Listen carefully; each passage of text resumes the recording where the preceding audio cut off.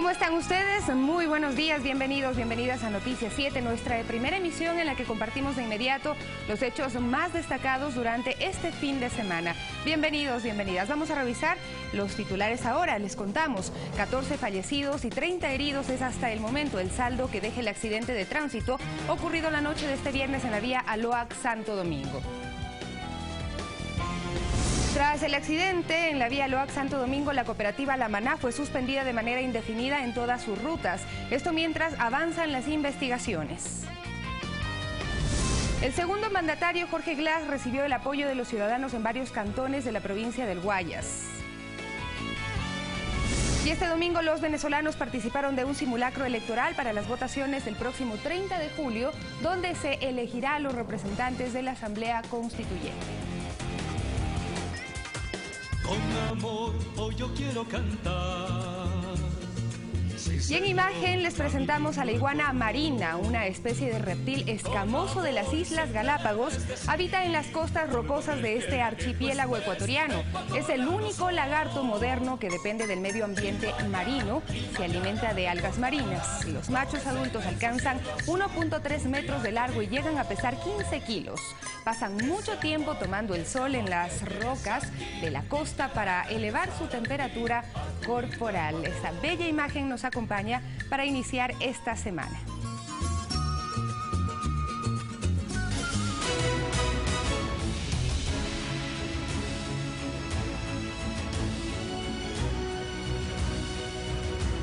Y empezamos con el detalle de la información. 14 fallecidos y 30 heridos deja hasta el momento el accidente de tránsito que se registró el viernes en la noche en la vía Aloac-Santo Domingo. Se investigan las causas de este suceso, sin embargo se presume que hubo 2 vehículos más involucrados. Las víctimas son atendidas en distintas casas de salud. A las 21:30 de este viernes sucedió el accidente que hasta el momento se cobra la vida de 14 personas. Según las primeras versiones, el bus que salió a las 20:15 de la terminal de Quitumbe con destino a La Maná perdió pista y se volcó en el kilómetro 30 de la vía Aloac-Santo Domingo. Unidades del SIAD, Fiscalía y Bomberos acudieron a socorrer a las víctimas. Accidente tipo pérdida de pista con volcamiento, impacta sobre la baranda y producto del cual se produce un incendio en el mismo. Los vehículos que tienen combustible y asimismo tienen la climatización poseen un gas que tal vez hizo que produzca el incendio. Según las versiones del controlador del bus, quien logró salvarse, otros 2 vehículos estuvieron involucrados en el accidente.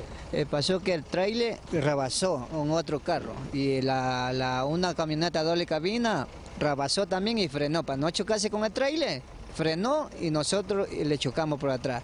De nuevo frenó la camioneta, le mandamos un poquito más abajo y el chofer ya no pudo controlar el carro. Cuando vi el accidente ya viró el carro, yo me cerré los ojos y me prendí en el fierro ese que estaba en la puerta. Ahí encima de mí estaba encima una niñita de 8 años, esa la salvé yo también. Agentes especializados del SIAD realizan las indagaciones para corroborar esta información. El fiscal José Córdoba informó más detalles sobre las víctimas. Hasta el momento nosotros tenemos 13 cadáveres que se encuentran calcinados y un niño, son 14 cadáveres, 33 heridos o 33 personas sobrevivientes que han sido trasladados a los hospitales de Machachi, Santo Domingo y en la ambulancia que han ido al Hospital del Seguro, otros han ido al Hospital Eugenio Espejo, al Hospital del Sur y al Hospital Bacortiz. Tenemos la presencia de aproximadamente 3 niños. El bus que cubría la ruta Quito-La Maná habría salido en toda su capacidad con 45 pasajeros, la mayoría de los cuales se dirigía a Santo Domingo y La Maná. Sofía Montoya, Ecuador TV. Y los 14 heridos en el accidente de un bus de la cooperativa La Maná permanecen en las casas de salud de distintas ciudades del país, uno de ellos con pronóstico reservado. De 30 heridos que fueron trasladados a las casas de la Red Pública de Salud, 16 recibieron el alta y según la ministra Verónica Espinosa, 14 permanecen en los hospitales del IES de Santo Domingo, en el Carlos Andrade Marín, Eugenio Espejo, Vaca Ortiz y el Hospital de las Fuerzas Armadas en Quito, uno de ellos con pronóstico reservado. Ya ha sido intervenido quirúrgicamente por un politrauma más masivo con mayores daños. Este paciente tiene un pronóstico reservado al momento y está en terapia intensiva del Hospital Eugenio Espejo. La doctora Juliana Obando del área de emergencia del Hospital Eugenio Espejo señala que se atendió rápidamente a los pacientes, pues se activó el código de emergencia. Como actúa el equipo del 911 y el sistema de salud a nivel de nuestro país, los médicos y el personal se encuentran disponibles para recibir inmediatamente y estabilizar a los pacientes y continuar con el tratamiento. Mientras que en el Hospital Vaca Ortiz se intervino a una paciente de 4 años de edad y otro niño fue referido más tarde. Está estable dentro de su condición de trauma. Fue intervenida quirúrgicamente por 2 especialidades, tanto traumatología como cirugía plástica tuvieron que entrar a hacer una cirugía. También en el Hospital Enrique Garcés fueron atendidos 4 heridos, 3 de los cuales recibieron el alta, mientras que una mujer de 29 años continuaba en observación. Que tiene una fractura de clavícula izquierda y está solo para una observación. Dentro del tratamiento se considerará además el apoyo psicológico. Según la ministra de Salud, todas las víctimas fueron atendidas en la red pública y no se necesitó habilitar el sistema complementario. Sofía Montoya, Ecuador TV. Y 7 de los 14 fallecidos fueron reconocidos por sus familiares. Debido al estado de los cuerpos se requieren en algunos casos pruebas genéticas para identificar a 7 personas más. Mientras tanto, las instituciones del Estado levantan información para brindar la ayuda oportuna. En primera instancia, los cuerpos de los 14 fallecidos fueron trasladados a la morgue de Machachi en el Cantón Mejía, en donde se logró identificar a un niño de 7 años y al conductor del bus. Los familiares de las víctimas se mantenían en la incertidumbre, pues por las circunstancias del accidente los cuerpos no se podían reconocer fácilmente. De mi sobrina no sabemos de verdad nada. Solo vemos los cuerpos, pero que están irreconocibles. Este sábado fueron trasladados a las oficinas de Medicina Legal y Criminalística en la capital y hasta este domingo se logró identificar a 5 más. Con información ante-mortem, que es la información que aportan los familiares para lograr la identificación, están plenamente identificados y entregados a sus familiares. También se realizaron otros procedimientos para rescatar información. Reconstruir el sexo, la edad, la estatura, de los cuales hasta el momento del análisis tenemos 6 de sexo masculino y 6 de sexo femenino. Se requieren fotografías recientes, perfiles médicos u odontológicos para facilitar la identificación. Caso contrario, se practicarán otras pruebas. Seguiremos con el análisis de la identificación del perfil genético. Mientras tanto, técnicos del Servicio Público para Pago de Accidentes de Tránsito, SPAT, realizaban una recopilación de información. Ofrecemos el derecho que tiene toda víctima de accidente a la protección económica, en este caso por fallecimiento, de un monto de $5.000 para los familiares directos y de un monto de hasta $400 para los gastos funerarios. Los heridos también tienen acceso a este seguro por un monto de hasta $3.000. Por su parte, el Ministerio de Inclusión Económica y Social atenderá con bonos de contingencia a los núcleos familiares de las víctimas que recibían el bono de desarrollo humano. Contingencia de $400. También bonos de contingencia por orfandad. Por cada niño en orfandad, $250 hasta $500, y el bono exequial. Sofía Montoya, Ecuador TV. Y tras estos hechos, la cooperativa La Maná fue suspendida de manera inmediata e indefinida en todas sus rutas. Esto mientras avanzan las investigaciones. Según las primeras indagaciones, el bus sí habría sido impactado por otro auto, lo cual provocó que perdiera pista. Con los datos recabados en el sitio del accidente por el equipo especializado del SIAT, se identificó que el bus sí sufrió un impacto antes de perder pista, según explicó Cristian Barreiro, director nacional de Tránsito Accidental de la Policía Nacional. Chocó, se impactó con un vehículo, lo que motivó, como les indicaba, a que exista un desplazamiento lateral que se altere su centro de gravedad por la altura del vehículo y haya un volteo y luego un arrastre. Además, la zona fue barrida con drones, con lo cual se pudo determinar la trayectoria del impacto. La bionda, el protector metálico que tenía la curvatura, no permitió que el vehículo sea desplazado hacia la parte de las afueras de la calzada, lo cual hubiera sido más lamentable. Desde la Agencia Nacional de Tránsito también se realizaron las primeras indagaciones, con las cuales se determinó que el vehículo no habría pasado la revisión técnica vehicular. Es decir, este vehículo jamás debió estar circulando. Esta versión contradice las afirmaciones del presidente de la cooperativa, quien señaló en el sitio del accidente que el bus estaba en perfecto estado. Es más, ese vehículo hace aproximadamente 2 meses hizo un overhaul completo, ese vehículo, completo. Lo hizo en la ciudad de Quito. Mientras que del conductor fallecido en el siniestro se verificó que acumulaba 52 infracciones desde el 2011. Por estos motivos se dispuso la suspensión total de la operadora de tránsito. No sabemos si esta práctica de omitir la revisión técnica vehicular es a nivel nacional, por lo tanto, por precautelar la vida, la seguridad de los ciudadanos, hemos dispuesto esta medida de manera inmediata. Sofía Montoya, Ecuador TV. Y el presidente de la República, Lenín Moreno, brindó sus condolencias a los familiares de las víctimas de este accidente. Anoche hubo un lamentable accidente en la vía Aloac-Santo Domingo. Mis más sentidas condolencias a los familiares de las víctimas, que en medio del dolor encuentran paz en su corazón. De los informes que he recibido, hay heridos todavía con pronóstico reservado. Deseo de todo corazón que todos se recuperen satisfactoriamente. También el vicepresidente de la República, Jorge Glass, se pronunció. Lamentable, toda nuestra solidaridad para las personas afectadas, las familias de las personas afectadas y las personas afectadas, y estamos con ellos en estos momentos. Varias medidas se tomarán desde las instituciones del Estado para prevenir accidentes de tránsito. Se llamó a un pacto por la seguridad vial, ya que las cifras de accidentabilidad y muertes en las vías se incrementaron con respecto al año anterior.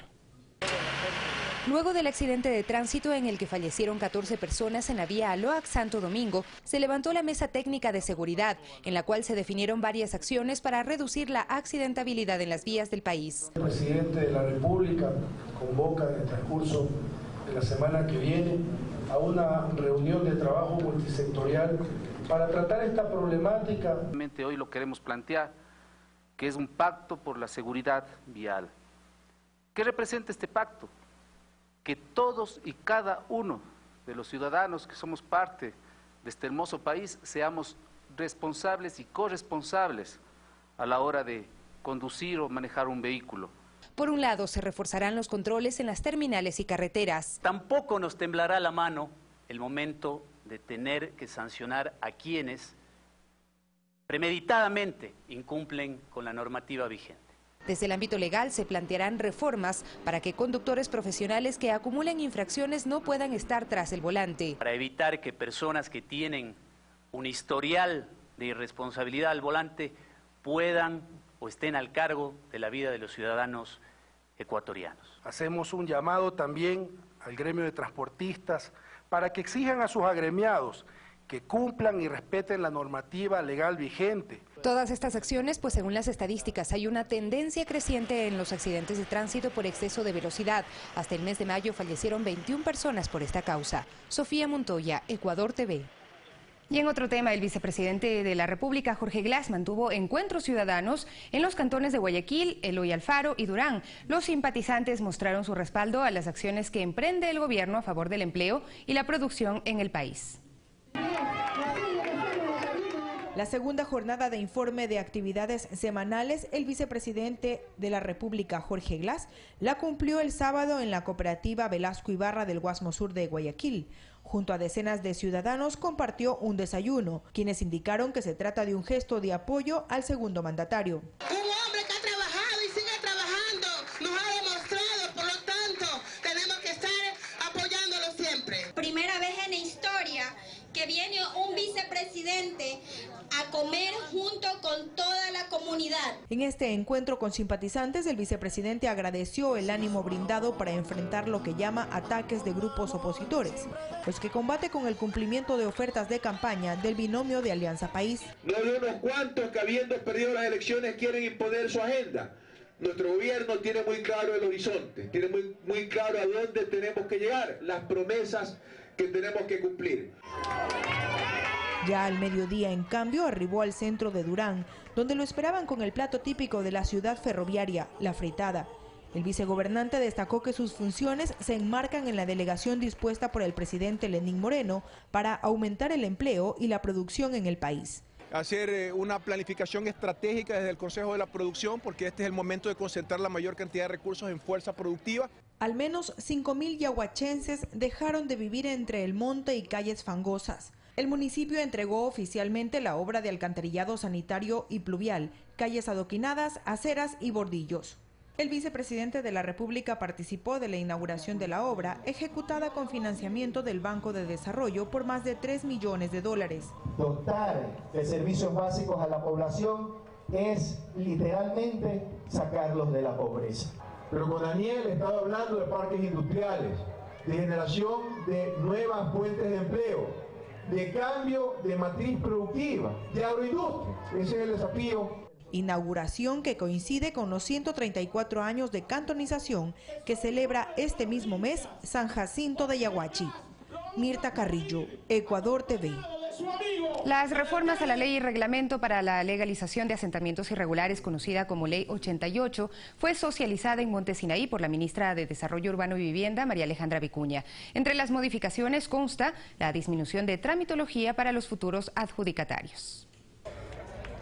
Entre los primeros puntos anunciados por la titular del MIDUVE en el consolidado asentamiento Monte Sinaí de Guayaquil estuvo el que la cédula será el único documento necesario para llenar el formulario y obtener la adjudicación del terreno posicionado. 100 universitarios de la Facultad de Sociología de la Universidad de Guayaquil recabarán la información. Ya hemos esperado lo mucho, imagínense que solamente nos pidan la cédula, es algo demasiado importante para nosotros. Que sea solamente la copia de la cédula, porque antes nos pedían más documentos, ahora ya no. La ministra Vicuña socializó y recogió sugerencias de los moradores sobre el reglamento y la propia Ley 88, en la que consta una revisión técnica a los costos diferenciados de los lotes de uso comercial y social.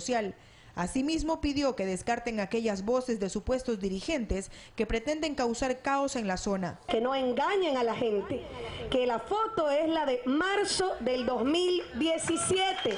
Producto del trabajo en conjunto con la autoridad municipal, se destaca la próxima entrega del 5º acueducto de agua potable, que incluye 2 reservorios que dotarán de servicio a más de 30.000 habitantes. Además, la aprobación de los planos para 3 barrios de Monte Sinaí.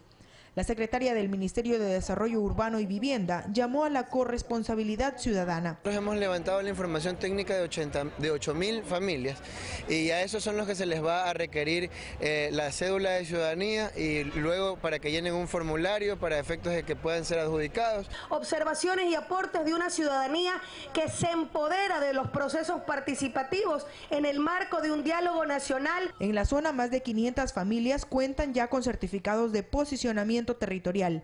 Se informó que otros 680 serían entregados el próximo 24 de julio con la presencia del presidente de la República, Lenín Moreno. Mirta Carrillo, Ecuador TV. Y en el marco del diálogo nacional, la Federación de Transportistas Urbanos planifica mantener un encuentro con el jefe de Estado. En la cita se pretende entablar soluciones a la problemática del sector, así como revisar la regulación tarifaria, las competencias de los gobiernos autónomos descentralizados, la restitución del Plan Renova. Los dirigentes esperan que del conversatorio con el presidente se promueva mejorar la calidad en sus servicios. Y por 9º año consecutivo, el Comité Promejoras del barrio Garay de Guayaquil desarrolló el desfile estudiantil por las fiestas julianas. Unos 2.500 estudiantes de planteles públicos y privados recorrieron las calles del populoso barrio como homenaje a los 482 años de fundación de la Perla del Pacífico. La actividad organizada por los moradores se convirtió en una tradición para celebrar a la urbe.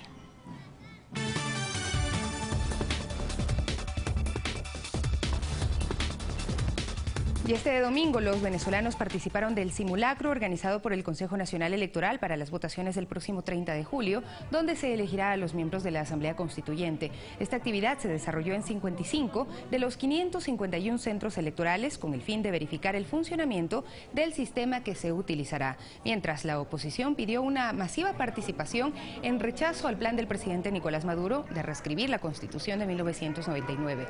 El gobierno de Venezuela llamó a la votación de la oposición una manipulación destinada a desestabilizar el país y ha instado a sus partidarios a participar en la Asamblea Constituyente para restablecer la paz.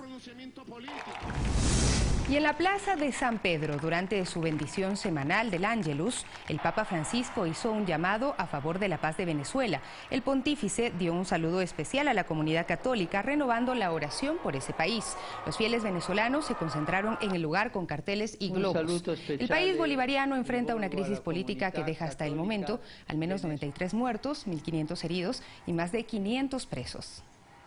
El reino va. Y en otro tema, este domingo los incendios forestales continuaron en el centro y sur de Italia.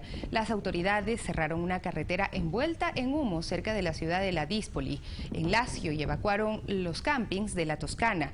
El fuego también afectó a los bañistas de Roma. Hasta el momento, las llamas devastaron varias zonas del país europeo, sobre todo en el sur, donde el lobby agrícola de Coldiretti dice que los niveles de lluvia en julio bajaron un 83%, mientras que las temperaturas fueron de 3 grados centígrados más altas. Aproximadamente 2.500 hectáreas de pasto han sido destruidas solo en Sicilia.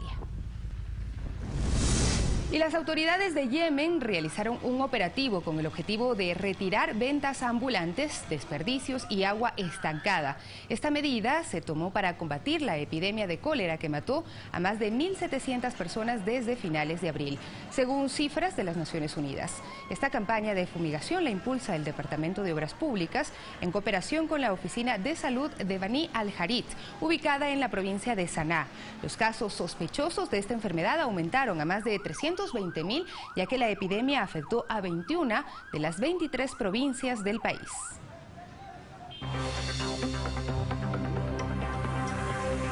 Y hasta ahora vamos a hacer una revisión de la prensa nacional. Vamos a empezar con lo que dice Andes en su portada.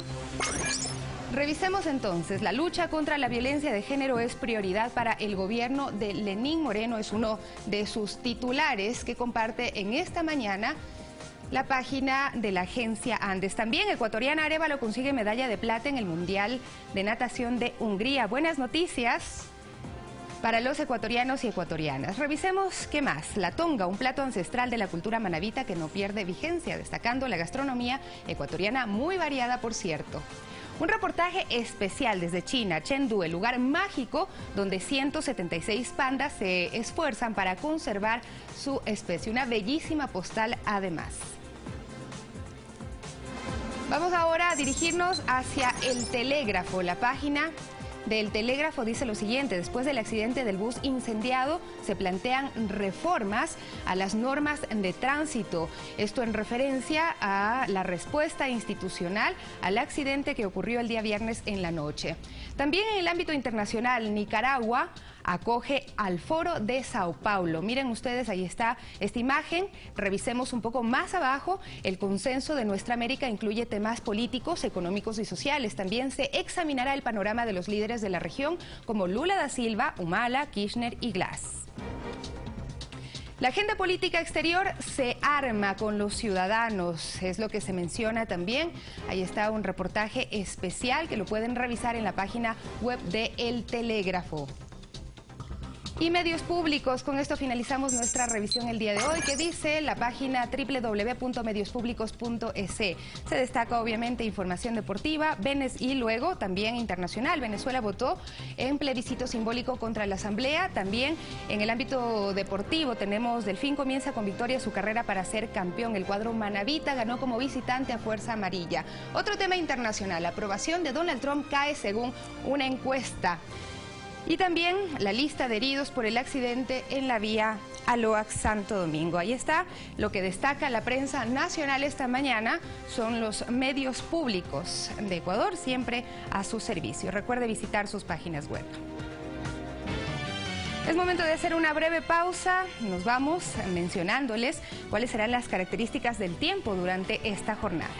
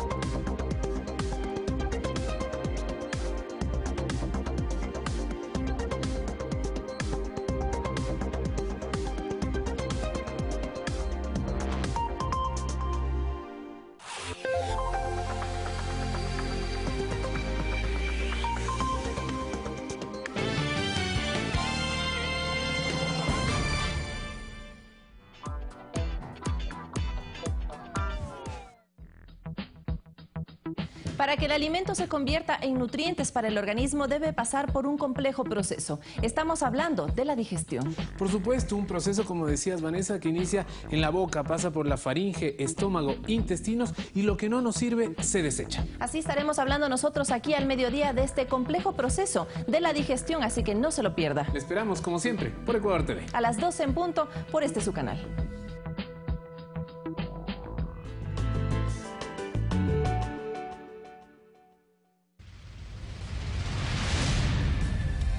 Vive una aventura llena de tradiciones, cultura y colores con gente alegre, entusiasta y trabajadora, que desde la mitad del planeta te invita a descubrir la magia de Pichincha. No te pierdas Pichincha Informa todos los jueves a las 9:30 de la mañana con su reprise el sábado a las 18:30 por la señal de Ecuador TV.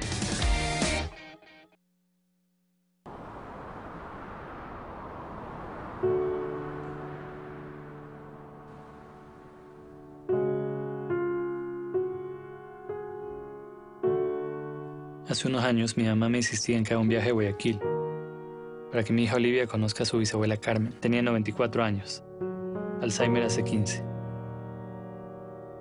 ¿Cómo alguien con Alzheimer puede conocer a alguien más? ¿Cómo una bebé de 6 meses puede conocer a alguien?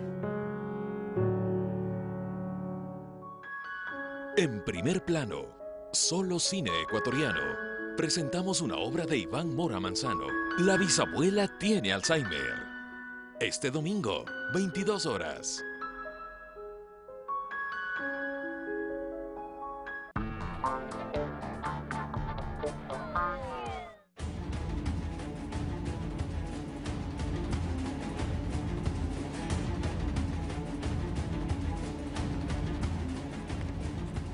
Bienvenidos amigos televidentes, esto es Pensamiento Crítico. En este día, lunes 17 de julio, iniciamos la semana.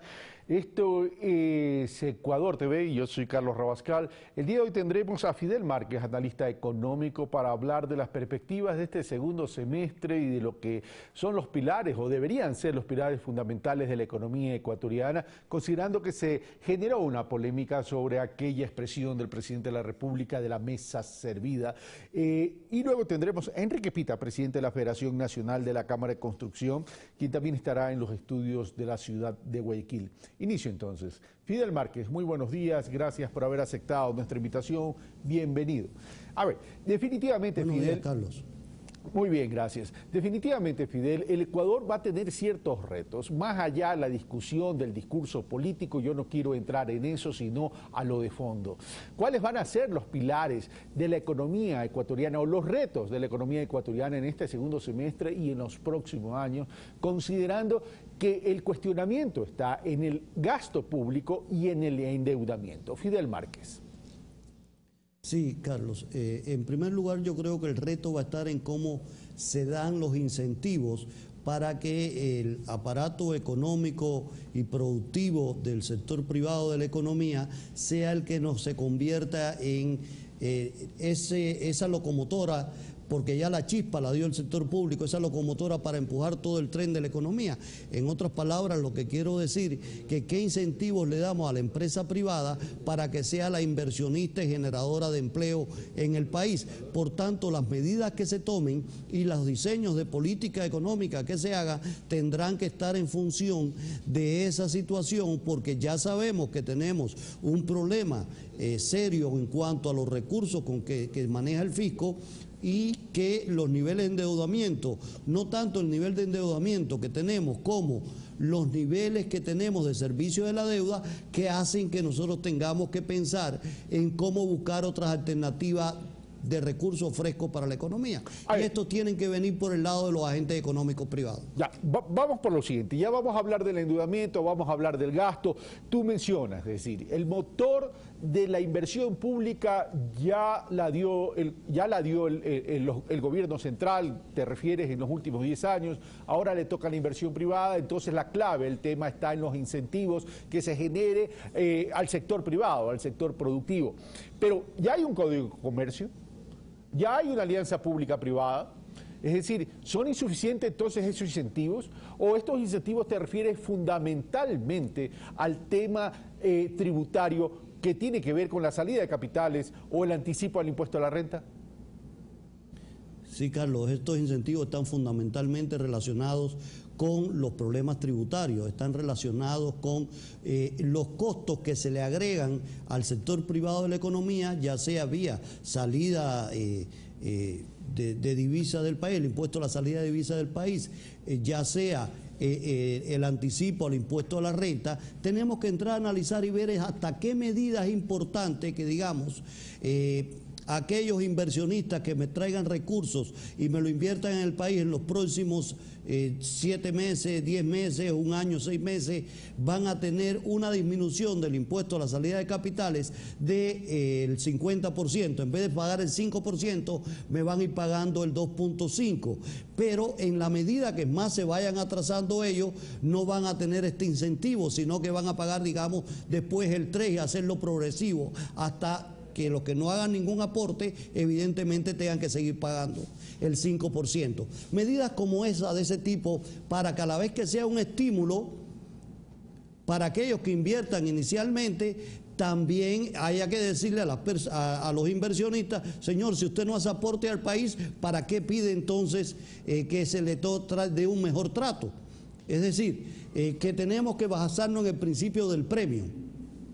Ok, pero vamos a lo siguiente, es decir, los incentivos tú los focalizas fundamentalmente, me refiero para la inversión privada, del sector tributario, pero no debería haber tan solo un incentivo, debería haber un compromiso. Es decir, yo, gobierno central, yo, Estado ecuatoriano, genero estos mecanismos de incentivos, pero tú te comprometes a generar este tipo de inversión, en este tamaño, en estos plazos, con impacto de generación de empleo, porque si no, no sería un ganar-ganar. Claro, sí, totalmente de acuerdo, Carlos, con ese criterio. Es que tiene que ser así el incentivo, tiene que ser con premio. Por eso es que yo digo premiar, pero premiar no es quitar por quitar y no decir, y tiene que decirle, si usted me invierte, digamos, por poner ejemplo hipotético, ¿no? Un 15%, un 20% de la inversión que tenía tradicional, más en este periodo va a tener ese incentivo. Si me genera 100 puestos nuevos de trabajo, por ejemplo. Es decir, que vaya acompañado de todo ese proceso.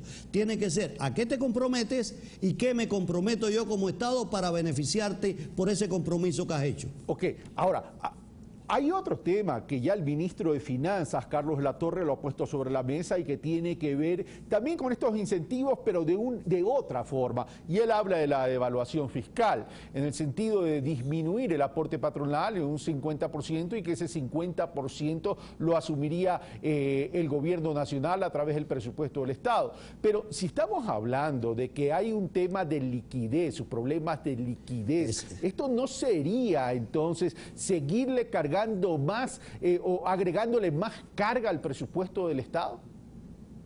Ese es mi criterio y esa es la gran crítica que tiene ese planteamiento del ministro, en el sentido de que estamos en una crisis de liquidez en el país, tenemos un serio problema de liquidez, el fisco tiene un problema de liquidez, no le vamos a cargar al fisco otra carga que tendría que de algún lugar salir esos recursos, y esos recursos tendrían que salir cargándole la mano a otra parte de la población que tenga que hacer que tenga que pagar impuestos para poder suplir lo que deja de pagar el sector productivo. Por eso a mí me gusta más la idea del premio, en el sentido de que genera producción, genera recursos, genera más ingresos porque genera más empleo y por tanto a la vez se compensa lo que el fisco deja de recibir por un lado, lo puede recibir a través de otros impuestos, como pudiera ser por la mayor recaudación por IVA, porque aumenta el consumo de la población. Pero en términos de volumen, no en términos de incrementar la carga tributaria, porque aquí también habría que analizar lo siguiente, es decir, siempre nos estamos comparando con Colombia y con Perú. En Perú el IVA es del 19% y también tienen anticipo de impuesto a la renta y la carga tributaria, por tanto, es importante. ¿Por qué ellos pueden alcanzar mayores niveles de productividad y nosotros no, entonces? Porque ellos tienen otras características en su economía, como son mayores niveles de inversión, como tienen devaluaciones que nosotros no tenemos, y además de eso porque es otra realidad económica diferente a la nuestra, con otro esquema monetario, y que nosotros tenemos que estar en función de las características propias de nuestra economía. Vamos al tema del endeudamiento. Al inicio de tu análisis dijiste, el problema no tanto es el nivel de endeudamiento, ahí hay también una discusión, si llega a 40.000, llega a 50.000, si ya estamos en el techo, no estamos en el de techo, si estamos hablando de deuda consolidada, deuda agregada, etcétera. Lo cierto es que el problema no está en el endeudamiento, el problema está en el flujo de caja que necesitamos generar para poder atender esta deuda. ¿Cómo entonces deberíamos frentear estos niveles de endeudamiento y esta carga del endeudamiento que tiene afectación también en el presupuesto? Sí, Carlos, yo te decía al inicio que el problema no es el monto de la deuda, porque si nosotros analizamos el indicador del monto de la deuda como tal y lo comparamos con el Producto Interno Bruto, sigue estando alrededor de 50% o un poco menos que el 50% con relación al Producto Interno Bruto, y eso todavía es bastante manejable. No estoy hablando del aspecto legal del 40%, tomando en cuenta cualquiera de los montos que se tomen. El aspecto legal es algo interno nuestro, pero a nivel internacional, a nivel del análisis de económico y análisis de deuda, nosotros tenemos que decir que el monto no es el problema es nuestro servicio a la deuda, y eso tiene que ver con el nivel de liquidez que tengamos en el país para asumir ese servicio de la deuda, es decir, el pago de intereses y el pago de capital que corresponde en cada año fiscal, en el año que nos corresponde hacer. Si nosotros tenemos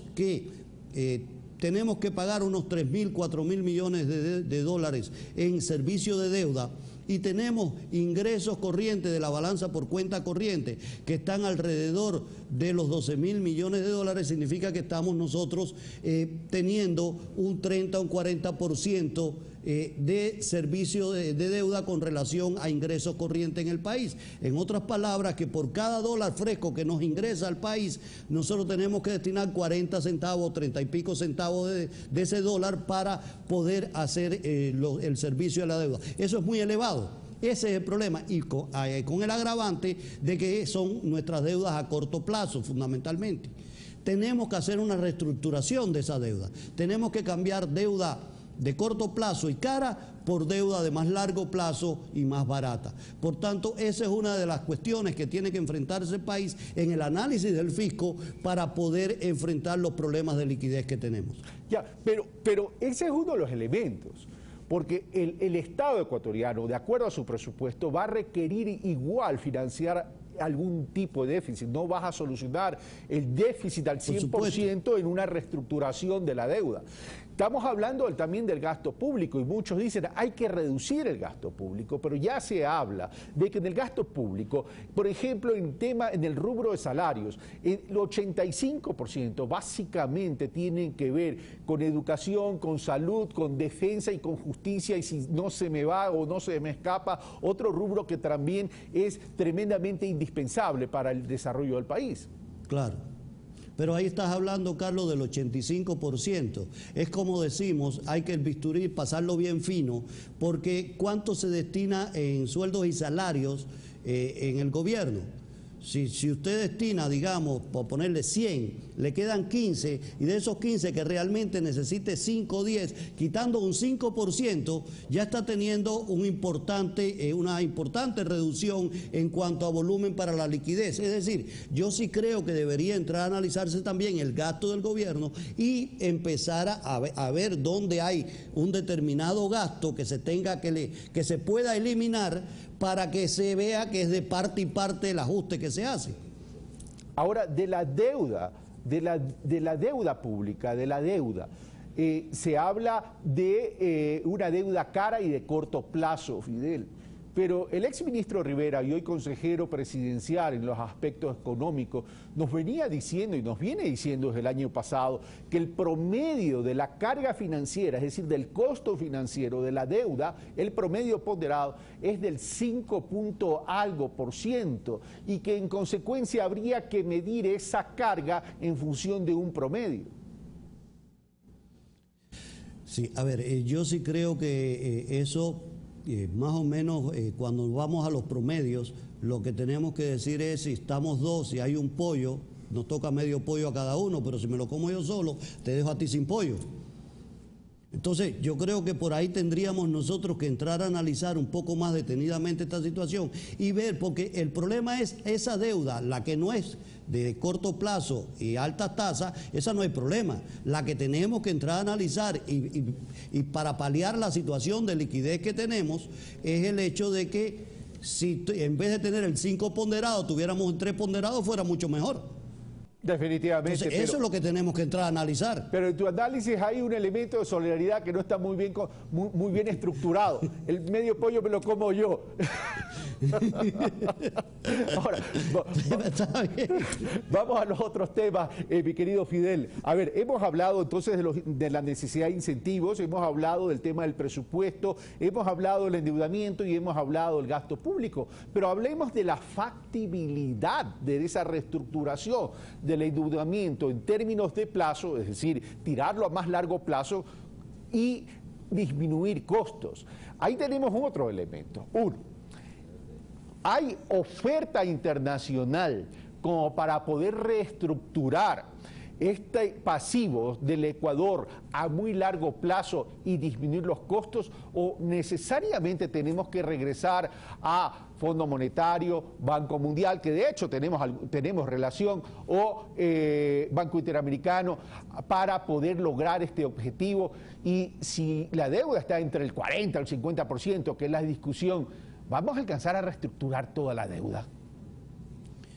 A ver, Carlos, yo no creo que alcancemos a reestructurar toda la deuda, pero sí yo creo que hay segmentos de la deuda que nosotros podemos reestructurarlas y cambiarlas. ¿Y por qué no utilizar los organismos multilaterales de crédito?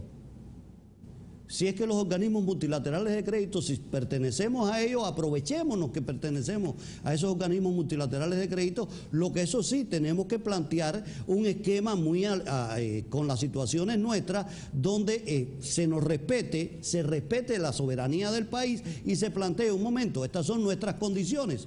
No, eso, lo que sí está claro que las cartas de intención de hace 15, 20 años atrás son inadmisibles. Entonces, habría que ir con ese propósito, y los organismos internacionales y multilaterales de crédito sí están en condiciones de prestarnos al 2, al 3, al 4%. Además, tenemos cupo en algunos que nos pueden prestar hasta de la cuota que nosotros pagamos hasta el 250%. De esa cuota que nosotros tenemos, y nos pueden dar a tasas muy bajas de interés. Claro, pero lo que pasa es que el análisis que hacen los multilaterales es muy simple. Señores, ustedes tienen que liberar recursos. Y la única manera de liberar recursos es muy sencilla. Dicen ellos, no lo digo yo, lo dicen ellos. 1, subsidios.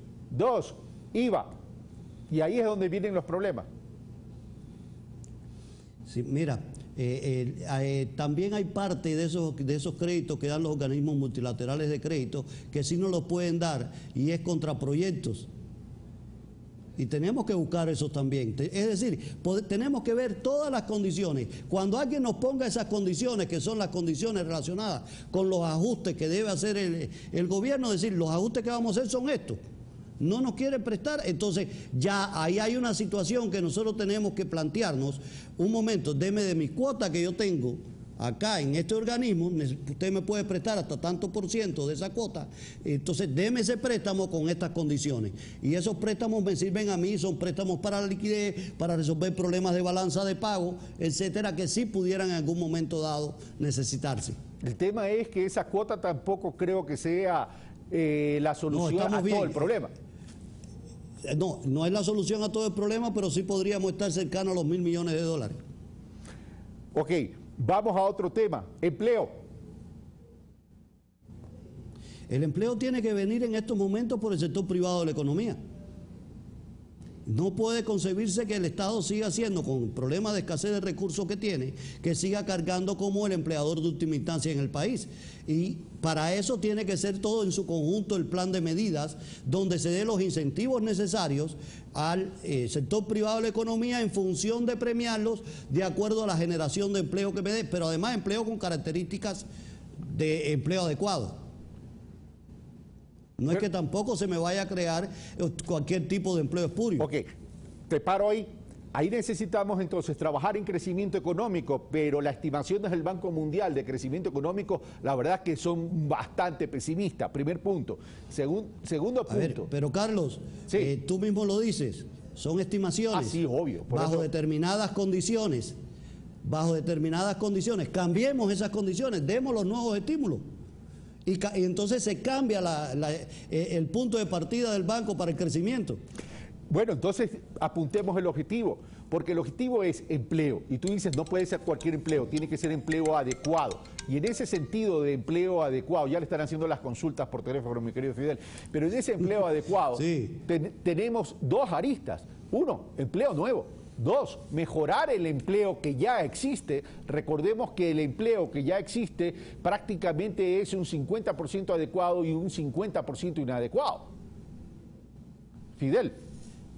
Sí, mira Carlos, las estructuras que nosotros tenemos con relación al empleo son estructuras que no han variado en los últimos 20, 25 años. Analicemos de la serie de tiempo con relación al empleo y vamos a ver que desde hace 25 años tenemos las mismas estructuras de empleo. ¿Por qué? Porque tampoco han cambiado nuestras estructuras productivas. Y tenemos que cambiar nosotros nuestras estructuras productivas. Sí, se hizo mucho con la inversión que hizo el gobierno en los últimos 10 años, pero se hizo sobre la base de empleo que no era permanente en el tiempo, sino empleos coyunturales porque estaba creando infraestructura, como es lógico. Pero esa infraestructura ahora tiene que servirnos de base para generar el empleo adecuado en su conjunto, que tiene que venir dado desde el sector privado de la economía. Entonces, tenemos nosotros que a partir de ahí ir al verdadero cambio de las estructuras productivas del país para cambiar las estructuras del empleo. Cuando hablas si no cambiamos nuestra... Cuando hablas de cambiar las estructuras productivas del país, ¿a qué te refieres específicamente? ¿Te refieres? Me refiero a impulsar la agroindustria. Ok. A impulsar el servicio del turismo como exportación en frontera. Me refiero a los cambios de las nuevas tecnologías que tenemos que estar implementando en el país, a la generación y la creación de una serie de nuevas profesiones en el país que el mundo entero se están imponiendo. Tenemos que crear todas esas condiciones. ¿Estás planteando entonces que el sector industrial, agroindustrial, pase del 12% del PIB a un 15, 16% y que el sector terciario de la economía disminuya, pero también considerando que dentro del terciario está el turismo? Claro, está el turismo y están también servicios tecnológicos y financieros que son importantísimos. Ahora, y la última pregunta, Fidel Márquez. El Ecuador está saliendo de una recesión. Y digo está saliendo porque los indicadores así me lo indican, es decir, la revista de Dinero de Colombia pone como ejemplo que el nivel de consumo está aumentando en el Ecuador a diferencia de Colombia. Los niveles de depósito y de crédito a junio del 2017 del Ecuador están por encima de los niveles del 2014, hablando de los mismos periodos de tiempo. Esto ya es un síntoma de que estamos saliendo de la recesión, por un lado. Por otro lado, ese shock externo que tuvimos, que fue la disminución del precio del petróleo, que afectó más o menos entre 7 y 8% del PIB, pero el 50% de nuestras exportaciones, ¿lo debimos haber enfrentado de otra manera? ¿O esa política de endeudamiento que tuvo el gobierno pasado evitó una salida fácil, que era el incremento del combustible y el incremento de los impuestos? Sí, Carlos, todas esas medidas, evidentemente que el gobierno lo que hizo fue endeudarse para patear la pelota un poco más allá de unas cuantas yardas más, ¿no? O unos cuantos metros más hacia adelante e ir jugando con la situación que se venía dando para que no explotara la economía. Esta situación, si nosotros la analizamos en estos momentos y vemos cómo después del proceso de la recesión que tuvimos y que en el último trimestre se ve un repunte en la economía, en la curva hacia el crecimiento, tendríamos que nosotros, en función de cómo se den las medidas, los estímulos y los instrumentos y herramientas de política económica que se empiecen a utilizar, si se mantiene la curva ascendente o si caemos en la W, que hemos venido haciendo W en los últimos años.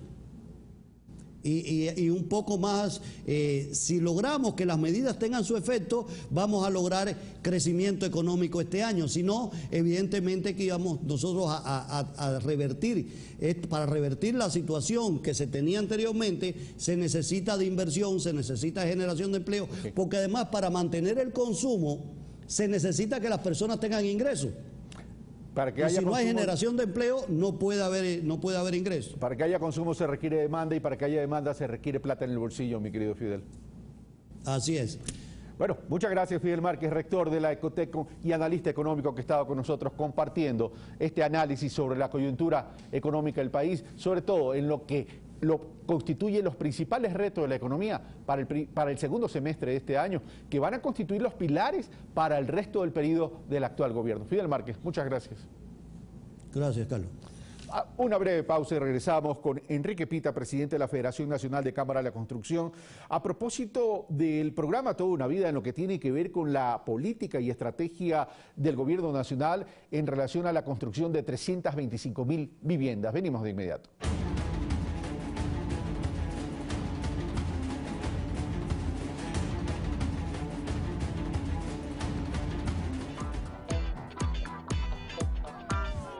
Revista Barcelona edición 10. Máximo Banguera, al mejor nivel, en su mejor momento profesional y personal. Ganamos a Botafogo en su casa. Un triunfo que demuestra que estamos hechos para llevarnos la Copa Libertadores. De nuevo ganamos en el Atahualpa. El campeón dejó atrás a la Católica. Barcefest, una fiesta amarilla que desea institucionalizarse. Cristian Alemán, entre los mejores jugadores de la Copa. Jimmy Montanero, una gloria BSC, que ha dado todo por su equipo. Todos los partidos de las fechas que ha jugado el ídolo. Además, busque los códigos QR, escanéelos con su celular y vea las entrevistas exclusivas de jugadores, directivos y más novedades amarillas. Ya en circulación. Encuéntrala en Pharmacies, Fibeca, Supermaxi y Mi Comisariato o con tu canillita favorito. A solo $3. Síguenos en Facebook, Twitter, YouTube, Instagram, @revista BSC. Sin lugar a dudas, las producciones más vistas y galardonadas del mundo.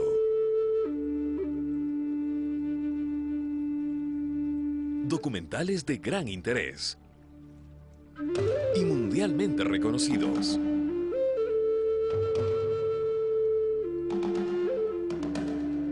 Y en la pantalla de Ecuador TV.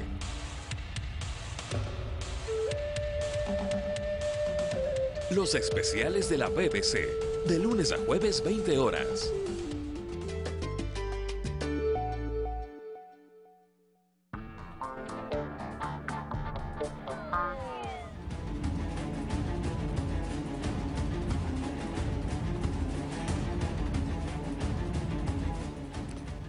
Enrique Pita, presidente de la Federación Nacional de las Cámaras de Construcción, se encuentra ya en los estudios de Guayaquil. Enrique, muy buenos días y gracias por aceptar nuestra invitación.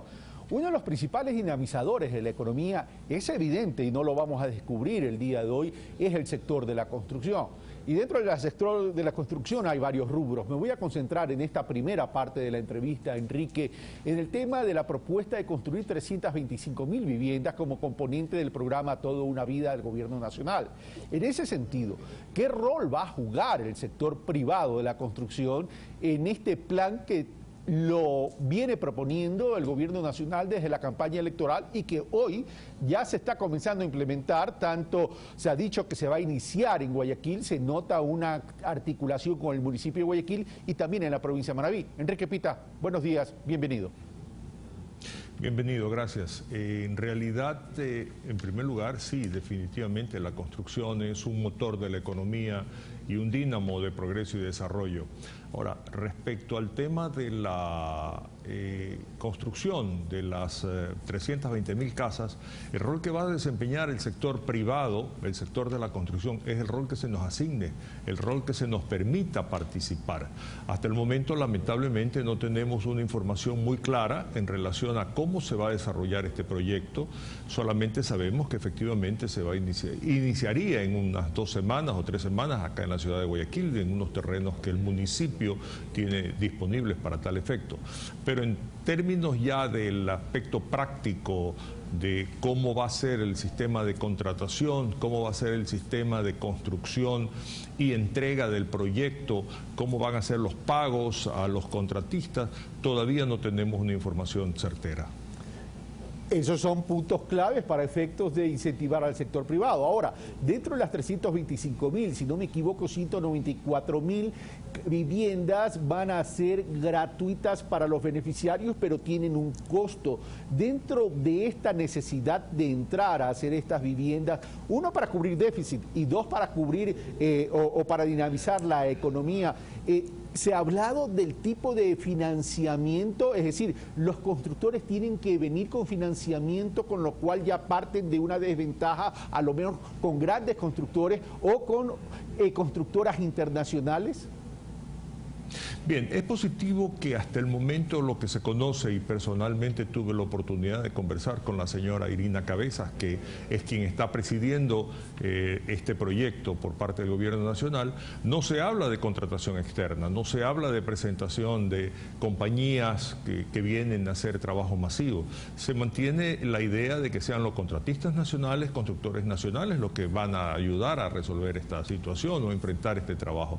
Por lo tanto, es bueno. Ahora bien, los constructores nacionales estamos en capacidad de hacerlo, no solamente individualmente, sino empresarialmente. Hay la capacidad, hay la disposición, hay la necesidad incluso de trabajar en proyectos como estos.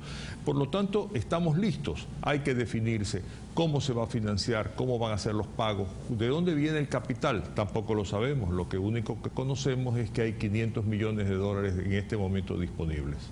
Cuando Enrique Pita me habla de la capacidad, ¿me habla de la capacidad técnica y de ejecución o también me está hablando de la capacidad de participar en el financiamiento en algún porcentaje? Mire, la construcción nacional, los constructores nacionales estamos listos también en algún momento dado para conseguir los recursos, en la medida en que tengamos la seguridad absoluta de que no vamos a tener sorpresas normativas y que se nos va a reconocer el pago.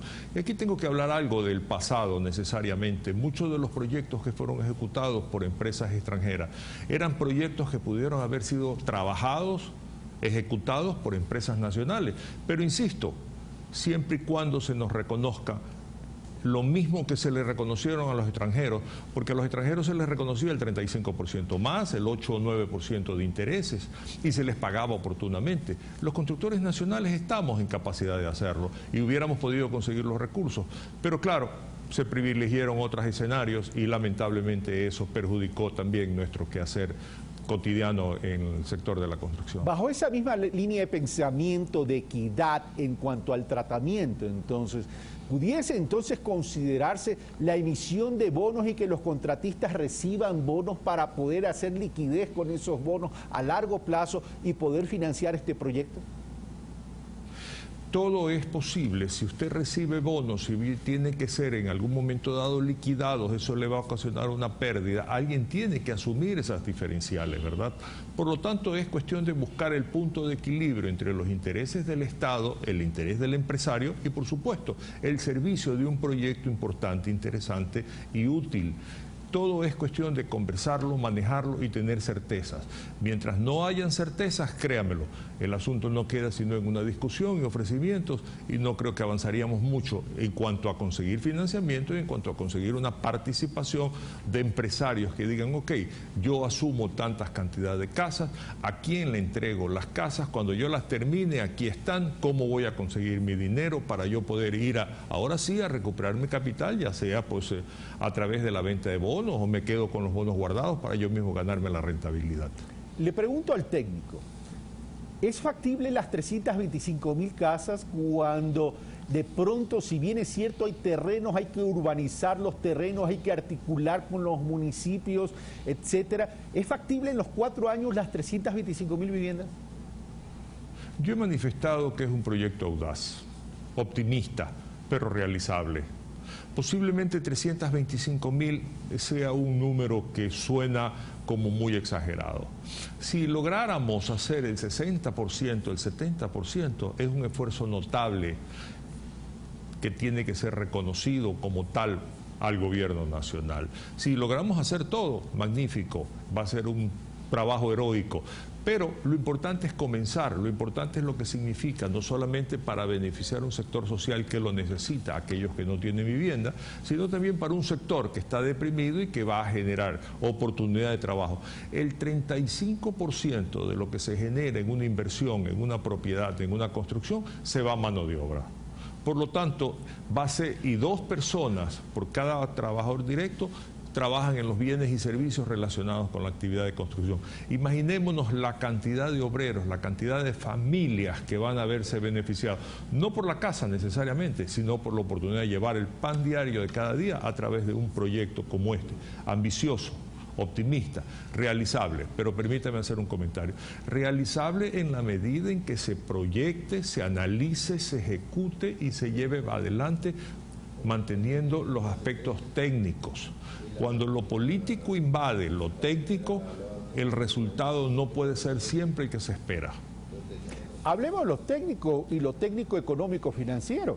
¿Cuánto se requiere para financiar la construcción de las 325.000 casas? Porque se está hablando más o menos que esto puede fluctuar entre el 3 al 5% del Producto Interno Bruto, es decir, entre 3.000 a 5.000 millones de dólares. ¿Esto es así, señor presidente? No, se están quedando cortos, esto es mucho más. Si nosotros le ponemos a 300 y pico de miles de casas, 320.000 casas, un costo de, como barato, $10.000, estamos hablando efectivamente de un 3-4%. ¿Y la tierra? ¿Cuánto cuesta urbanizar la tierra? Estamos hablando de más o menos 15.000 millones de dólares. Eso ya va a representar cerca del 15% del Producto Interno Bruto. Son palabras mayores, son palabras que tienen que analizarse con mucha cautela, con mucho detenimiento, para tener garantía de éxito.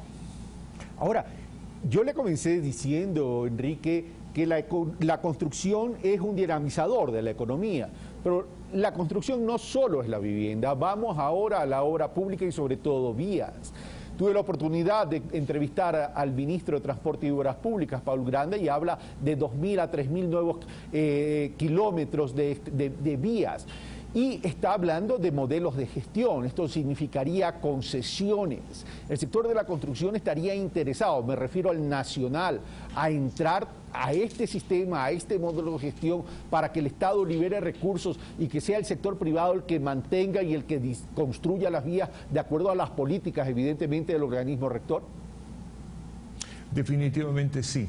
Hay una alianza, hay una ley de alianza pública-privada que fue promulgada muchos meses atrás en el anterior gobierno y que lamentablemente sí ha funcionado para efecto de inversiones directas, pero ya para efecto de desarrollo de obras públicas, salvo una obra que conocemos que existiría, y ojo, estoy hablando en un plano de existiría porque no tenemos conocimiento, y en el desarrollo del proyecto mismo tampoco se tuvo ninguna información al respecto, que es una vía en el área sur del Ecuador, en la provincia del Oro específicamente.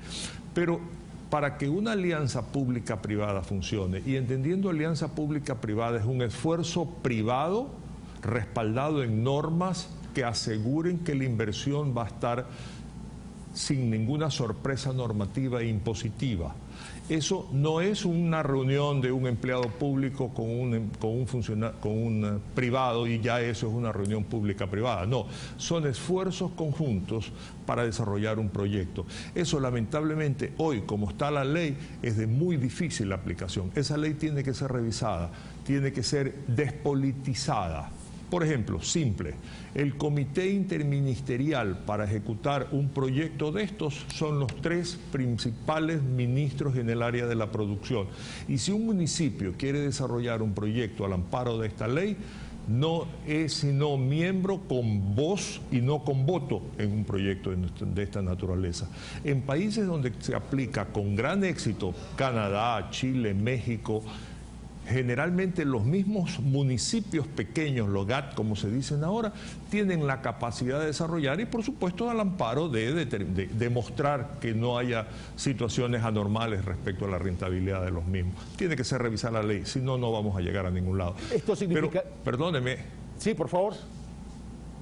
No, es que si yo hablo de la ley de alianza pública-privada y estamos hablando de la ley, no nos olvidemos de hablar también de la ley de la plusvalía, que es un una ley perversa que ha golpeado sensiblemente el desarrollo del sector de la construcción y que tiene que ser eliminada, derogada, ni siquiera modificada, tiene que ser eliminada si se quiere que la construcción retome su senda de producción, generación, empleo y progreso y desarrollo.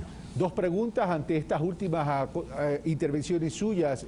¿Significaría que entonces que, con base a lo que me está diciendo Enrique Pita, el Consejo Consultivo del cual forma parte del sector empresarial, sería una de las primeras propuestas que haría? Bien, primero, en el Consejo Empresarial Ecuatoriano no está el sector de la construcción. Y aquí y ahora yo digo, a mí me sorprende. Si mucho se habla de que la construcción es un motor de la economía, dinamizador, que hay que empujarla para adelante por lo que significa para la producción y generación de empleo, ¿por qué no estuvo? Y sin embargo hay otros gremios que en su momento posiblemente se sintió que eran más importantes y la construcción no. Pero no importa, sí, nosotros a través de quienes nos representan en el sector privado, y en este caso pues es el Comité Empresarial Ecuatoriano, hemos logrado que van a ser recibidos, que en esta semana se va a dar la situación, para efectos de plantearle al Consejo Consultivo con los argumentos técnicos, legales, lógicos, económicos, que esta ley ha causado más un perjuicio que un beneficio. El Estado ha dejado de recaudar, la construcción ha caído sensiblemente, el desempleo está por los suelos en el sector de la construcción, los que venden bienes y servicios están definitivamente paralizados. Por lo tanto, esta ley no ha causado ningún beneficio al país, sino mucho perjuicio. Por lo tanto, dentro de un plano de lógica, de sensibilidad y de intento de recuperar la economía del país, tiene que ser derogada. Okay, y ya para terminar, usted habló de la ley de plusvalía, Enrique. Si bien la ley existe y hay que modificarla, usted dice eliminarla, ¿cómo combatir la concentración de tierras, que lo rural se convierte en urbano y que eso permita la concentración y ergo también la especulación?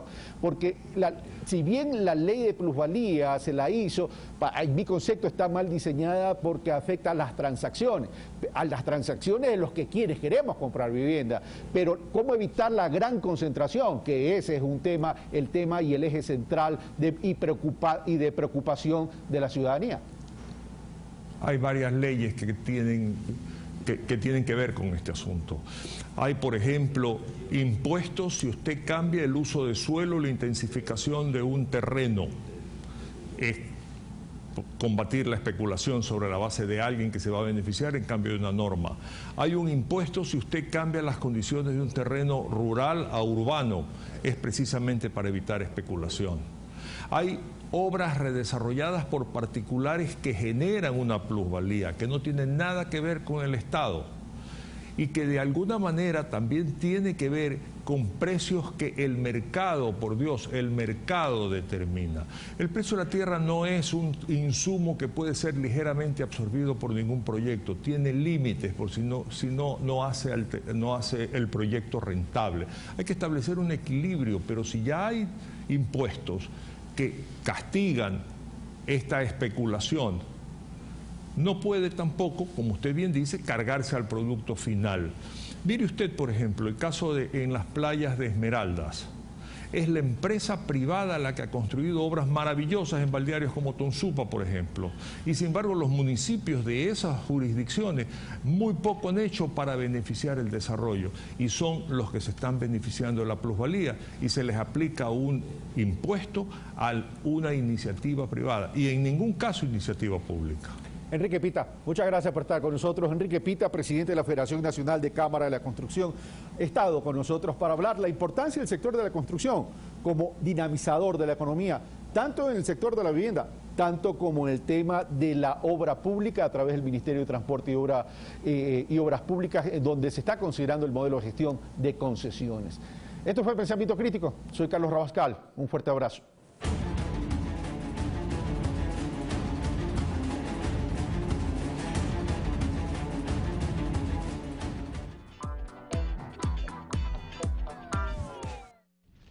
Algo nuestro se quema. El Código Penal en el artículo 246 establece que las personas que provoquen o instiguen directa o indirectamente incendios en bosques nativos, páramos o plantados serán sancionados con pena privativa de su libertad de 1 a 3 años. Se exceptúan las quemas agrícolas o domésticas ocasionadas por los agricultores o comunidades dentro de su territorio, pero si estas causan incendios forestales serán sancionadas como delito culposo y también tendrán una sanción privativa de su libertad de 3 a 6 meses. Pero si como consecuencia de este delito fallece una o más personas, se sancionará con pena privativa de su libertad de 13 a 16 años. Algo nuestro se quema. Infórmate y prepárate. La Secretaría de Gestión de Riesgos trabaja por un Ecuador sin fuego.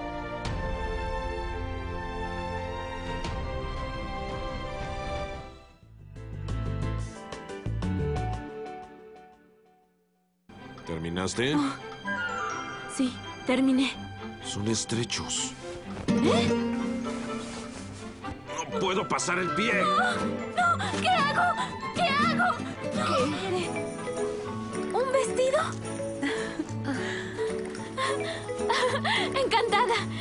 Gracias por venir. Yo soy la modista. ¿Y?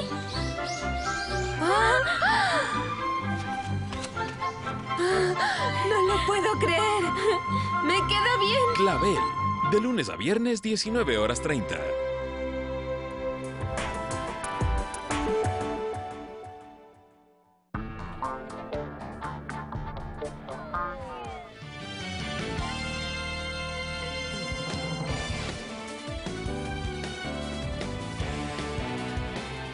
Siete de la mañana con 40 minutos, ¿cómo están? Muy buenos días, bienvenidos, bienvenidas a Noticias 7. A esta hora saludamos con nuestro compañero Abraham Verduga desde la ciudad de Guayaquil. ¿Qué tal, Abraham? Buenos días. Qué gusto saludarte, Sofi. Un excelente inicio de semanas. Vamos de inmediato con el desarrollo de la información y lamentablemente arrancamos con esta noticia lamentable.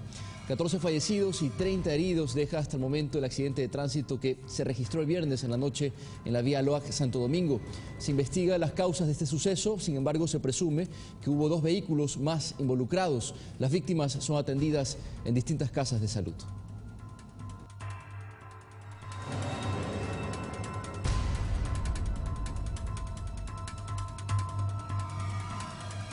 A las 21:30 de este viernes sucedió el accidente que hasta el momento se cobra la vida de 14 personas. Según las primeras versiones, el bus que salió a las 20:15 de la terminal de Quitumbe con destino a La Maná perdió pista y se volcó en el kilómetro 30 de la vía Loac Santo Domingo. Unidades del SIAD, Fiscalía y Bomberos acudieron a socorrer a las víctimas. Accidente tipo pérdida de pista con volcamiento, impacta sobre la baranda y producto del cual se produce un incendio en el mismo. Los vehículos que tienen combustible y asimismo tienen la climatización poseen un gas que tal vez hizo que produzca el incendio. Según las versiones del controlador del bus, quien logró salvarse, otros 2 vehículos estuvieron involucrados en el accidente. Pasó que el tráiler rebasó un otro carro y una camioneta doble cabina rebasó también y frenó para no chocarse con el tráiler. Frenó y nosotros le chocamos por atrás. De nuevo frenó la camioneta, le mandamos un poquito más abajo y ya el chofer ya no pudo controlar el carro. Cuando vi el accidente ya viró el carro, yo me cerré los ojos y me prendí en el fierro ese que estaba en la puerta. Ahí encima de mí estaba encima una niñita de 8 años, esa la salvé yo también. Agentes especializados del SIAD realizan las indagaciones para corroborar esta información. El fiscal José Córdoba informó más detalles sobre las víctimas. Hasta el momento nosotros tenemos 13 cadáveres que se encuentran calcinados y un niño, son 14 cadáveres. 33 heridos o 33 personas sobrevivientes que han sido trasladados a los hospitales de Machachi, Santo Domingo y en la ambulancia que han ido al Hospital del Seguro, otros han ido al Hospital Eugenio Espejo, al Hospital del Sur y al Hospital Bacortiz. Tenemos la presencia de aproximadamente 3 niños. El bus que cubría la ruta Quito-La Maná habría salido en toda su capacidad con 45 pasajeros, la mayoría de los cuales se dirigía a Santo Domingo y La Maná. Sofía Montoya, Ecuador TV. Y 14 de los heridos del accidente del bus de la cooperativa La Maná permanecen en hospitales públicos, uno de ellos con pronóstico reservado. Mientras tanto, los fallecidos fueron trasladados a Quito para ser identificados mediante pruebas de ADN. Las instituciones del Estado levantan información para brindar la ayuda oportuna. De 30 heridos que fueron trasladados a las casas de la Red Pública de Salud, 16 recibieron el alta y según la ministra Verónica Espinosa, 14 permanecen en los hospitales del IES de Santo Domingo y el Carlos Andrade Marín, Eugenio Espejo, Vaca Ortiz y el Hospital de las Fuerzas Armadas en Quito, uno de ellos con pronóstico reservado. Ya ha sido intervenido quirúrgicamente por un politrauma más masivo con mayores daños. Este paciente tiene un pronóstico reservado al momento y está en terapia intensiva del Hospital Eugenio Espejo. Entre los familiares de los fallecidos reinaba la incertidumbre, pues apenas 2 de ellos pudieron ser identificados, un niño de 7 años y el conductor del bus. Luis Valladolid, padre de una de las víctimas, acudió a la morgue de Machachi, a donde fueron llevados en primera instancia, pues su yerno le comunicó el acontecimiento. El esposo de ella, de Marta, pero él se sale, él lo salvan, pero ella en cambio no pudo. Debido al estado de los cuerpos, el resto fueron trasladados a la capital donde se realizarán pruebas de ADN. Hay que cotejar con el perfil genético de los familiares para identificar plena y científicamente. Mientras tanto, técnicos del Servicio Público para Pago de Accidentes de Tránsito, SPAT, realizaban una recopilación de información. Ofrecemos el derecho que tiene toda víctima de accidente a la protección económica, en este caso por fallecimiento, de un monto de $5.000 para los familiares directos y de un monto de hasta $400 para los gastos funerarios. Los heridos también tienen acceso a este seguro por un monto de hasta $3.000. Por su parte, el Ministerio de Inclusión Económica y Social atenderá con bonos de contingencia a los núcleos familiares de las víctimas que recibían el bono de desarrollo humano. Contingencia de $400. También bonos de contingencia por orfandad. Por cada niño en orfandad, $250 hasta $500 y el bono exequial. Además, se entregarán 100 kits de ayuda y se realizará un acompañamiento médico y psicológico a las personas heridas y a las familias de todos los involucrados en el siniestro. Sofía Montoya, Ecuador TV. Y la cooperativa La Maná fue suspendida de manera inmediata e indefinida en todas sus rutas. Esto mientras avanzan las investigaciones. Según las primeras indagaciones, el bus sí habría sido impactado por otro auto, lo cual provocó que perdiera pista. Con los datos recabados en el sitio del accidente por el equipo especializado del SIAT, se identificó que el bus sí sufrió un impacto antes de perder pista, según explicó Cristian Barreiro, director nacional de Tránsito Accidental de la Policía Nacional. Chocó, se impactó con un vehículo, lo que motivó, como les indicaba, a que exista un desplazamiento lateral que se altere su centro de gravedad por la altura del vehículo y haya un volteo y luego un arrastre. Además, la zona fue barrida con drones, con lo cual se pudo determinar la trayectoria del impacto. La bionda, el protector metálico que tenía la curvatura, no permitió que el vehículo sea desplazado hacia la parte de las afueras de la calzada, lo cual hubiera sido más lamentable. Desde la Agencia Nacional de Tránsito también se realizaron las primeras indagaciones, con las cuales se determinó que el vehículo no habría pasado la revisión técnica vehicular. Es decir, este vehículo jamás debió estar circulando. Esta versión contradice las afirmaciones del presidente de la cooperativa, quien señaló en el sitio del accidente que el bus estaba en perfecto estado. Es más, ese vehículo hace aproximadamente 2 meses hizo un overhaul completo, ese vehículo, completo. Lo hizo en la ciudad de Quito. Mientras que del conductor fallecido en el siniestro se verificó que acumulaba 52 infracciones desde el 2011. Por estos motivos se dispuso la suspensión total de la operadora de tránsito. No sabemos si esta práctica de omitir la revisión técnica vehicular es a nivel nacional, por lo tanto, por precautelar la vida, la seguridad de los ciudadanos, hemos dispuesto esta medida de manera inmediata. Sofía Montoya, Ecuador TV. Las autoridades del Estado se solidarizaron con las familias de las víctimas. El vicepresidente de la República, Jorge Glass, en su cuenta de Twitter envió sus condolencias. Lamentable, toda nuestra solidaridad para las personas afectadas, las familias de las personas afectadas y las personas afectadas, y estamos con ellos en estos momentos. Varias medidas se tomarán desde las instituciones del Estado para prevenir accidentes de tránsito. Se llamó un pacto por la seguridad vial, ya que las cifras de accidentabilidad y muertes en las vías se incrementaron con respecto al año anterior. Luego del accidente de tránsito en el que fallecieron 14 personas en la vía Aloac-Santo Domingo, se levantó la mesa técnica de seguridad, en la cual se definieron varias acciones para reducir la accidentabilidad en las vías del país. El presidente de la República convoca en el transcurso de la semana que viene a una reunión de trabajo multisectorial para tratar esta problemática. Hoy lo queremos plantear, que es un pacto por la seguridad vial. ¿Qué representa este pacto? Que todos y cada uno de los ciudadanos que somos parte de este hermoso país seamos responsables y corresponsables a la hora de conducir o manejar un vehículo.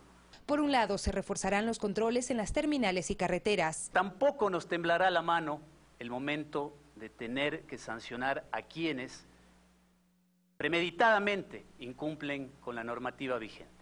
Desde el ámbito legal se plantearán reformas para que conductores profesionales que acumulen infracciones no puedan estar tras el volante. Para evitar que personas que tienen un historial de irresponsabilidad al volante puedan o estén al cargo de la vida de los ciudadanos ecuatorianos. Hacemos un llamado también al gremio de transportistas para que exijan a sus agremiados que cumplan y respeten la normativa legal vigente. Todas estas acciones, pues según las estadísticas, hay una tendencia creciente en los accidentes de tránsito por exceso de velocidad. Hasta el mes de mayo fallecieron 21 personas por esta causa. Sofía Montoya, Ecuador TV. Y en otro tema, el llamado a la gran cruzada por la erradicación de la violencia de género que hizo el presidente Lenín Moreno tiene respuesta positiva desde profesionales que han trabajado este tema durante muchos años. El llamado del Ejecutivo a visibilizar la violencia que sufren 1 de cada 3 mujeres a nivel regional y 7 de cada 10 mujeres en el país tiene un gran impacto práctico y simbólico, según la psicóloga y experta en temas de género Isabel Benítez. No va a ser de fácil instrumentación, pero son esas mujeres las que trabajan con la violencia directamente, las que van a aportar los elementos más necesarios. Para Roxana Silva, abogada y activista contra la violencia de género, la problemática se debe abordar de manera integral. Es importante el empoderamiento de las mujeres, es decir, que lleven adelante un proceso en el cual conozcan sus derechos para que puedan ejercerlos y también que visibilicen cuáles son las diferentes líneas de apoyo que tienen las institucionalidades públicas o las organizaciones de la sociedad civil para atender este tipo de casos. Aseguran que solo con la suma de esfuerzos de la sociedad civil y el Estado se puede atacar efectivamente a la estructura patriarcal que genera la violencia. No se está haciendo un plan desde el escritorio, no se está haciendo una gran cruzada desde oficinas burocráticas, sino que se está llamando a la sociedad civil que tiene que ser la gran protagonista de estos cambios. Desde el ámbito legal, Silva señala la importancia de denunciar. No solamente está involucrado en el tema de la denuncia a las víctimas como tales, sino también quienes conocen este tipo de agresiones que se pueden dar. Además, Benítez sugiere que el abordaje del tema de la violencia sea en todos los ámbitos para lograr equiparar derechos. Es decir, el tema de la violencia estructural, el tema de la violencia institucional, es decir, es todo una serie de diferentes planos en relación a la violencia hacia las mujeres que se da en todos los ámbitos. Estas miradas desde el ámbito profesional son aportes que se suman a la gran cruzada contra la violencia de género que busca que la sociedad ecuatoriana enfrente junta la problemática. Sofía Montoya, Ecuador TV. 7 de la mañana, 52 minutos, cambiamos de tema. Jama, provincia de Manabí, celebró sus 19 años de cantonización. Esta localidad se encuentra en proceso de reconstrucción post-terremoto y sus ciudadanos confían en recuperar la infraestructura urbanística perdida en la tragedia. En Jama, la reconstrucción se aprecia a ritmo acelerado. El gobierno nacional mantiene en ejecución el parque, servicios básicos, soterramiento de cables y la recuperación de la edificación pública que colapsó en el terremoto del 2016. Un cantón de 20.000 habitantes tenga 60 millones de inversión, significa que son $3.000 por cada habitante. Eso es histórico. Los ciudadanos reconocen que al finalizar los trabajos tendrán una cabecera cantonal moderna y más atractiva para reactivar el turismo. Con esa confianza decidieron quedarse para levantar Jama. Sí le veo futuro. La reactivación de Jama sí se está dando dentro de los parámetros de lo que es la zona. De lo que es importante que están trabajando y hay el ingreso que ingrese bastante lo que es el comercio aquí. Y aunque es evidente la asistencia gubernamental, se requieren otros servicios para consolidar el desarrollo económico. Una sucursal bancaria y también un CRI, porque esto es un cantón ya. Este sábado Jama recordó sus 19 años de cantonización con un desfile y una sesión solemne. Se destacó el compromiso de que para el 2018 festejarán con las obras de la reconstrucción inauguradas. Desde Manabí, Karen Ceballos, Ecuador TV.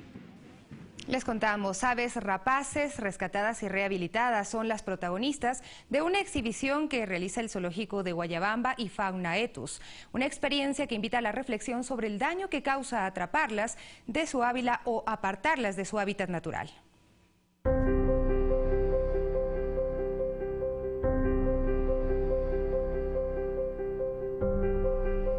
¿Se imagina usted un águila pechinegra cuya naturaleza es volar a 4.000 metros, atrapada y sin la posibilidad de elevarse a los cielos? Gracias al trabajo de Fauna Etus y el Zoológico de Guayabamba, esta ave hoy, luego de 15 años, tiene una segunda oportunidad para abrir sus alas.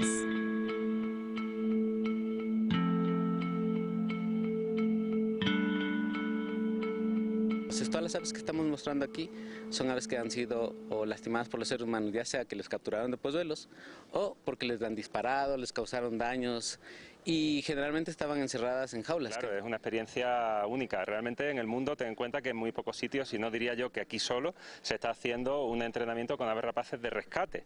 La mayoría de las rapaces de rescate, para que la gente lo sepa, en el resto de países normalmente se apilan en jaula y ahí se quedan. Cada ave tiene su historia. Por ejemplo, a este curiquingue lo atraparon para intentar cruzarlo y obtener gallos de pelea. Un intento fallido para el cual le arrancaron las plumas de un ala. Cuando empezamos, muchas de ellas ni siquiera apenas podían dar saltitos chiquitos. El plan es, las que se pueden liberar, se liberan, pero muchas de ellas no se pueden liberar, como han visto, algunas tienen daños ya severos. La exhibición Rapaces en Vuelo permite a la ciudadanía ser parte de esta labor de rescate y rehabilitación. A través de los fondos recaudados con las entradas que tienen un valor de $5 para adultos y $2.50 para niños y tercera edad, se financia este programa que les devuelve a estas aves la libertad. Disfrutan mucho los niños y se llevan ese mensaje de que no capturemos animales silvestres, que los cuidemos. Porque me encantó las aves y todo lo que hacían. Es importante eso, que no las maltraten a las avecitas, porque ellas tienen que ser libres. En el Ecuador hay alrededor de 99 especies de aves rapaces, seres que cumplen distintas funciones. La mayoría equilibra el ecosistema urbano, pues comen animales enfermos o la basura que generamos los humanos. Sofía Montoya, Ecuador TV. La Fundación Diabetes Juvenil del Ecuador prepara el campamento de verano para niños, niñas y jóvenes con diabetes tipo 1. Entre otras opciones para estas vacaciones también está el kickboxing, disciplina que ofrece entrenamiento anti-bullying. Veamos de qué se trata. El 13º campamento de verano, en el que participarán 80 niños, niñas y jóvenes con diabetes tipo 1, se desarrollará del 26 al 30 de julio. Lo organiza la Fundación Diabetes Juvenil del Ecuador. Básicamente es un campamento de educación. El propósito es que estos héroes se encuentren y conozcan a otros chicos que viven con la enfermedad autoinmune. Una misma semana donde todos comparten absolutamente todo. Nadie es extraño, todos se miden, todos comen lo mismo, juegan, están atendidos por profesionales. Y entonces eso ayuda a que ellos puedan tener una buena adherencia al tratamiento. Durante estos días, los voluntarios de la Fundación, entre ellos estudiantes de medicina, ingeniería y otras carreras, preparan lo que serán las actividades educativas, artísticas y recreacionales. Juegos, tenemos una persona que se encarga de hacer un montón de funciones de deporte y todo, entonces creamos un montón de materiales a partir de elementos que la gente nos dona. Y con eso nos arreglamos para hacer que estos niños se diviertan. Otra opción para niños, niñas y jóvenes desde los 5 años en adelante es el kickboxing. Kickboxing es un deporte el cual está mezclado varias artes marciales, ¿sí? Cogido las mejores técnicas de los diferentes deportes, como es el Muay Thai, el karate, el taekwondo, el boxeo occidental. Con esta disciplina se ofrece un entrenamiento anti-bullying, pues desarrolla la autoestima, la disciplina y constancia. Aprender a pelear para no pelear, o sea, más bien es a defenderse. En el gimnasio Knockout, ubicado en las calles Barón de Carondelet y 10 de agosto, el curso de verano tiene un costo de $40. Sofía Montoya, Ecuador TV.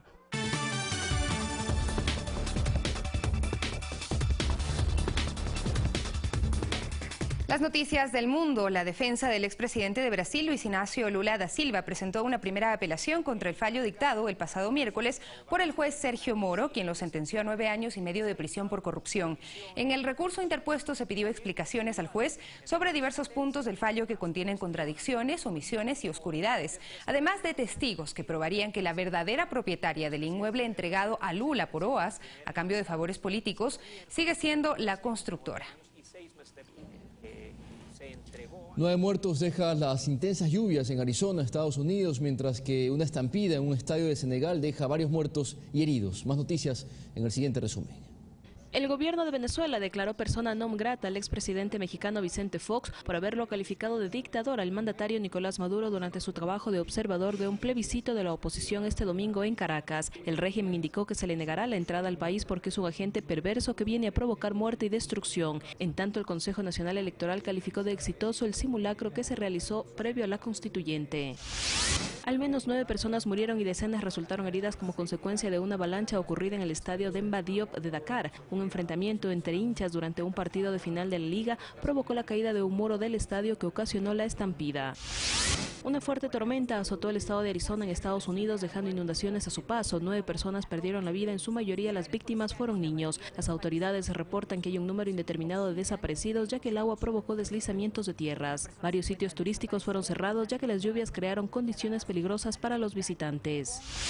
La capital chilena se despertó este fin de semana con varios de sus barrios cubiertos de nieve, un fenómeno inusual que provocó un fallecido y un corte de servicio eléctrico que afectó a más de 215.000 hogares en medio de una intensa ola de frío.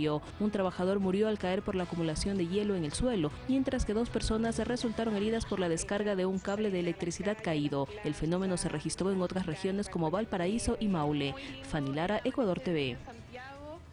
Son las 8 de la mañana en punto. Vamos a revisar qué dicen las redes sociales. En este momento empezamos mirando la cuenta del presidente de la República, Lenín Moreno. Dice: el país abraza a Glenda Morejón, medalla de oro en Nairobi, ejemplo para nuestros jóvenes y orgullo para Ecuador. Además está Lee Mosquera, plata en lanzamiento de bala en el Mundial Paralímpico. ¡Qué orgullo! Esto es nuestro Ecuador, inclusivo y diverso. Nuestros jóvenes siguen alegrándonos. La nadadora Samantha Arévalo obtuvo plata en el Mundial de Budapest. Otro orgullo para el país, tomado de la cuenta oficial del el presidente Lenín Moreno. Además, revisamos qué dice Noticias 7. Este lunes 17 de julio, el secretario nacional Andrés Midero, secretario nacional de Planificación, participará en el foro de ONU en Nueva York. Ahí está, vía Semplades, esa invitación para este foro político de alto nivel sobre desarrollo sostenible 2017 de las Naciones Unidas.